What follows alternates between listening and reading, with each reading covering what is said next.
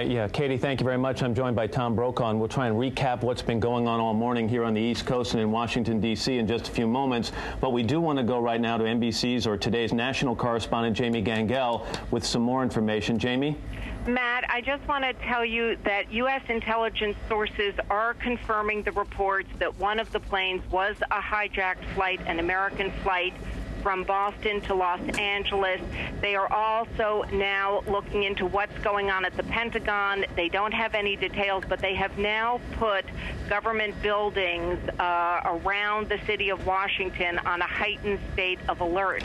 I think part of that is happening formally, but obviously people are seeing what's going on, and some people are leaving buildings as well simply because of the concern following these latest reports from the Pentagon. All right, Jamie, thank you very much. Again, joined by Tom Brokaw, and Katie's back with us now, too. Let's try and recap. It's 9:47 Eastern Time. Try and recap what's going on so far this morning, and the news is terrible. Just before 9 o'clock. At 8:42, actually. 8:42, a plane crashed into the right-hand tower of the World Trade Center, somewhat about three-quarters of the way up. You can see the smoke billowing from that point of the building.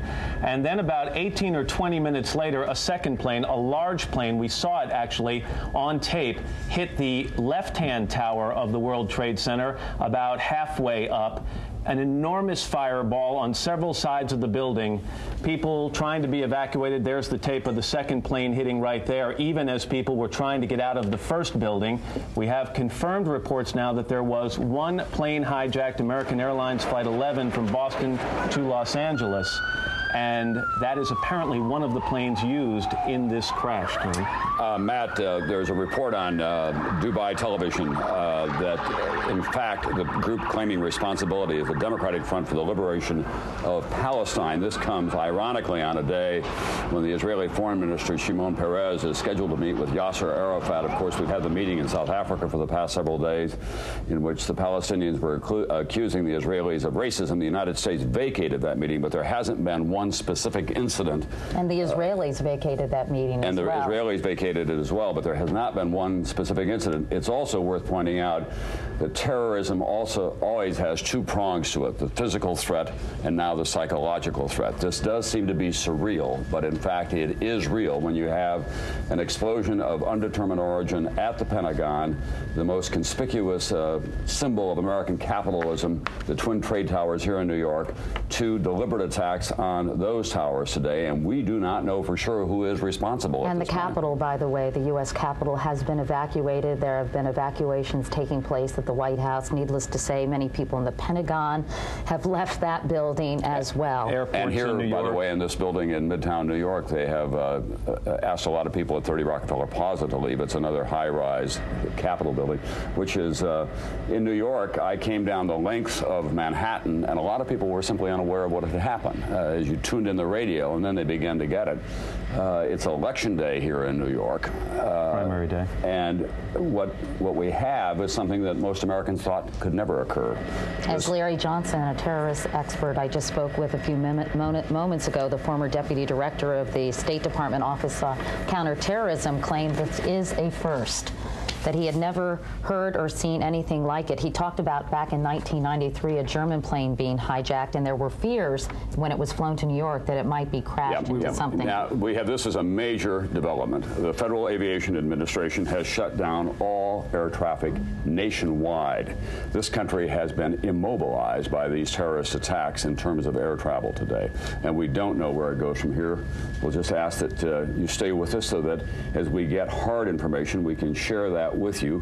There's going to be a lot of speculation. The president has described this apparently as a terrorist attack. The FBI has confirmed that an American Airlines flight Boston to Los Angeles was hijacked. It's believed that that was the first plane that went into the Twin Trade Towers. Let's go to James Kallstrom, Tom, if we could, the former director of the FBI here in New York. Mr. Kallstrom, I'm sure you've never seen anything like this. Do you have any information that might be helpful to us?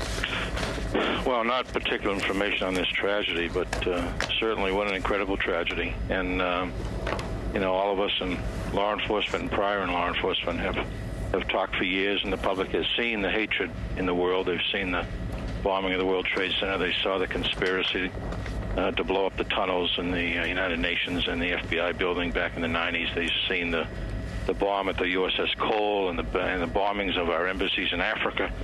So, I mean, we've known for some time now that this hatred exists. And now it looks like that it's culminated in this absolutely horrendous, incredible act against the United States. Jim, as someone who's Washington today. I'm sorry, as someone who's investigated some of these crimes in the past, and when we think back to 1993 and the World Trade Center bombing and what it took in terms of coordination and planning to pull off that one bomb in the World Trade Center, can you even speculate as to what it might take to coordinate this, what we think so far is a three-pronged attack this morning? Matt, it obviously took a lot of coordination. There's a lot of groups in the world that have the ability to coordinate these types of attacks. As you know, and most people should know, the United States is an open society. I mean, we've talked for years about the downside of having our borders basically open. And any given day, people fly into our airports undocumented and turned into the population. They're not certainly all terrorism.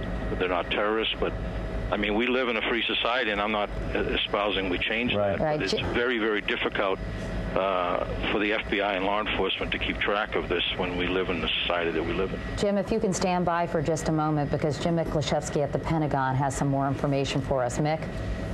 Katie, my colleague Chris Brown here at the Pentagon encountered some of those who survived, whatever it was, whether it was a bomb or an airplane crashing into the Pentagon.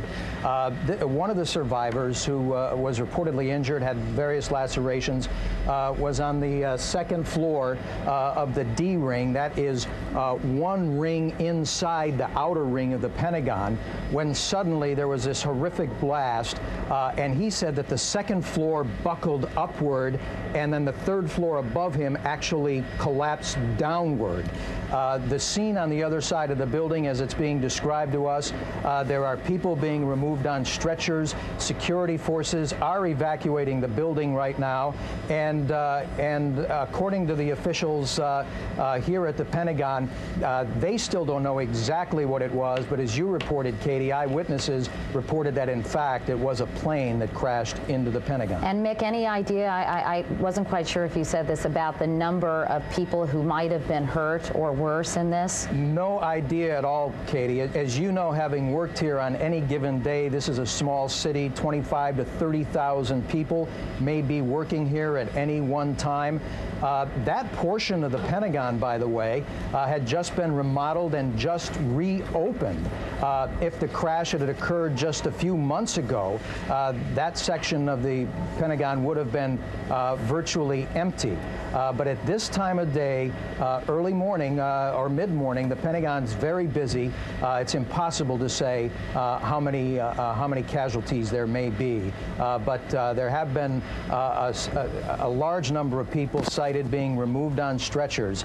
And again, as one survivor said, the floor just buckled up under him, and the roof caved in on him. All right, Mick, thank you very much. We want to move a couple of miles away from you right now to the White House, where Bob Kerr is standing by. And Bob, we understand that building has now been evacuated?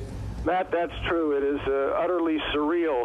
As soon as word came of the Pentagon incident, we were rather forcefully removed from the White House. The scene was one of administrators, cooks, whatever, running at fairly high speed all the way out of the building through the top gates. Then we huddled for a while in Lafayette Park across the street, and we've been moved now from there a block or so away. The offices along Jackson Place, which are across the street from the White House and adjacent to Lafayette Park, also have been evacuated. And in the most surreal of this morning's scenes here at the White House, a white plane, a very big jet, was flying an unusual pattern near the White House over Lafayette Park very slowly. It made one circle, and then we have not seen it since. There was a lot of concern about what that plane might be, but again, it's only speculation, but most people say that since flights have been cleared from U.S. airspace and it was a totally white plane, looked unusual to all of us, that it was a government plane of some kind.